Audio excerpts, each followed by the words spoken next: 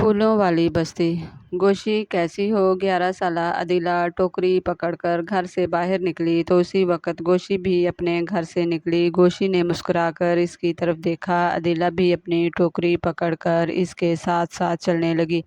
دونوں سہیلیاں باتیں کرتی ہوئی قریبی باغ میں پہنچ گئی۔ اس گاؤں کے لوگ گلاب کے مختلف اقسام کے پھول بڑی تعداد میں کاشت کرتے اور پھر قریبی شہروں میں انہیں اچھے داموں میں بیچ دیتے، اس لیے یہ بستی پھولوں والی بستی کے نام سے مشہور تھی۔ یہاں رنگ رنگ اور مختلف اقسام کے پھولوں کے باغات تھے۔ تم دونوں اتنی دیر سے آئی ہو؟ باغ میں کام کرتی بی بی گل نے ایک نظر ان دونوں پر ڈالی۔ بی بی گل ان کے پڑوس میں رہتی تھی۔ دونوں بچیاں ان کے ساتھ ہی آتی اور جاتی تھیں۔ بی بی گل بستی کی بچیوں کو قرآن پاک کی تعلیم دیتی تھی۔ وہ میٹرک پاس تھی، اس لیے بستی کے بچوں کو صبح کے وقت پڑھاتی بھی تھی۔ دوپہر میں کام کرنے باغ میں آ جاتی کیونکہ یہ ان کا خاندانی پیشہ تھا۔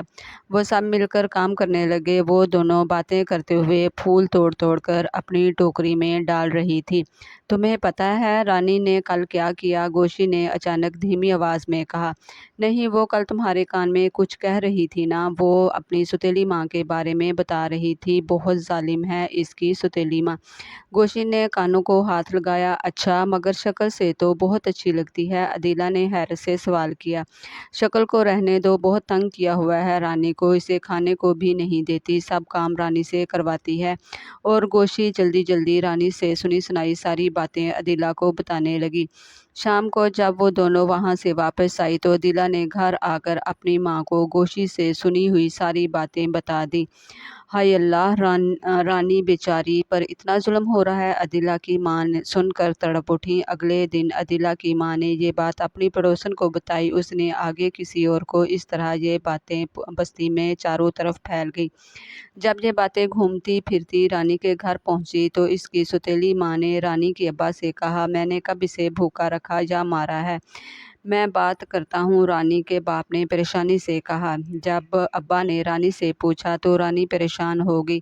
ابا، میں نے تو ایسے ہی کہہ دیا تھا، میرا مطلب یہ تو نہیں تھا کہ رانی نے ڈرتے ڈرتے کہا۔ تم نے جھوٹ کیوں بولا؟ اس سے ہمارے گھرانے کی پوری بستی میں بے عزتی ہوئی ہے، ابا نے گرجتے ہوئے کہا۔ ابا معاف کر دے، رانی نے روتے ہوئے کہا۔ آج سے تمہارا بی بی گل کے گھر پڑھنے جانا بند، بس گھر میں رہو اور کام کرو۔ ابا نے فیصلہ سنایا اور چلے گئے۔ رانی رونے لگی۔ کچھ دن پہلے رانی کی اپنی سوتیلی ماں سے کسی بات پر بحث ہو گئی جس کا غصہ اس نے جھوٹی کہانی بنا کر نکالا، مگر وہ نہیں جانتی تھی کہ اس کی بنائی ہوئی جھوٹی کہانی پوری بستی والوں کو معلوم ہو جائے گی۔ اسے گوشی پر سخت غصہ آ رہا تھا۔ اس نے راز کو راز نہیں رکھا تھا۔ کچھ دن تک جب رانی غیر حاضر رہی تو بی بی گل نے عدیلہ اور گوشی کو اس کی خیریت معلوم کرنے اس کے گھر بھیجا۔ رانی نے گوشی کو دیکھا تو اس پر بہت غصہ ہوئی کہ اس کی وجہ سے آج یہ دن دیکھنا پڑا۔ گوشی اور عدیلہ واپس آئی اور بی بی گل کو ساری بات بتائی۔ ساری بات سن کر وہ سر پکڑ کر رہ گئی۔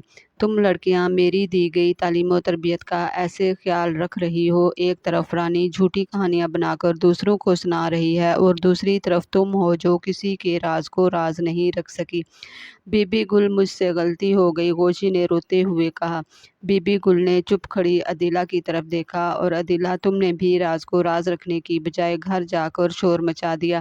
تم دونوں کی حماقت کی وجہ سے ساری بستی کا ماحول بوجھل ہو گیا۔ سب رانی کی ماں کو برا بھلا کہہ رہے ہیں جبکہ اس بیچاری کا کوئی قصور بھی نہیں، بی بی گل نے فکر مندی سے کہا۔ عدیلہ نے شرمندگی سے سر جھکا لیا۔ اگلے دن بی بی گل ان دونوں کو لے کر رانی کے گھر گئی۔ رانی کے ابا اور سوتیلی ماں کو بٹھا کر ساری بات سمجھائی۔ بستی میں بی بی گل کی بہت عزت تھی، اس لیے سب ان کی بات غور سے سنتے تھے۔ بچیاں نادان ہیں، ان سے غلطی ہو گئی، معاف کر دیں، بی بی گل نے نرمی سے کہا تو رانی کی سوتیلی ماں نے اٹھ کر اسے گلے لگا لیا۔ سب کے چہرے خوشی سے کھل اٹھے۔